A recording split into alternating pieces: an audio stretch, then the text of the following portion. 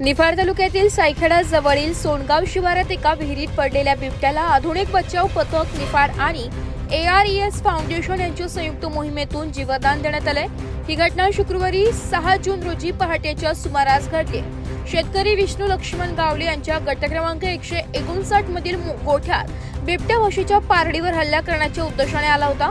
पारडीने जीव वाचवण्यासाठी पळ काढला असता बिबट्या पाठलाग करत असताना जवळील विहिरीत पडला। सकाळी ही बाब लक्षात येताच गावले यांनी तात्काळ सोनगावचे पोलीस पाटील राजाराम खालकर यांना कळवले। खालकर यांनी वन विभागाशी संपर्क साधत माहिती दिली।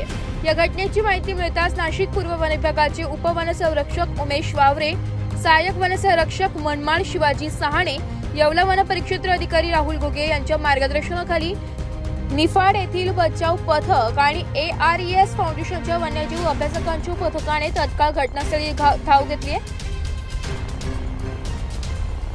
शेतकऱ्यांनी विहिरीत खाट सोडल्यामुळे बिबट्याला आधार मिळाला आणि त्याने स्वतःचा जीव वाचवला। त्यानंतर बचाव पथकाने विहिरीत पिंजरा सोडला आणि बिबट्याला सुरक्षितरित्या पकडून बाहेर काढले। पुढील उपचार आणि निगा राखण्यासाठी त्याला निफाड वन उद्यानात हलवण्यात आले।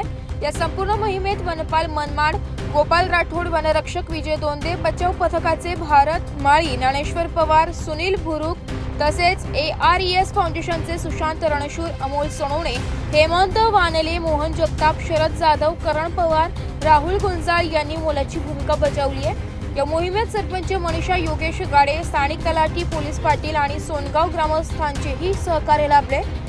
एक प्रकारे मानव वन्यजीव संघर्ष टाळण्याचा आणि वन्यजीवांना जीवदान देण्याचा आदर्श दाखवणारी ही कारवाई सर्वत्र कौतुकास पात्र ठरली आहे। ब्युरो रिपोर्ट, नाशिक लोकशाही न्यूज, नाशिक।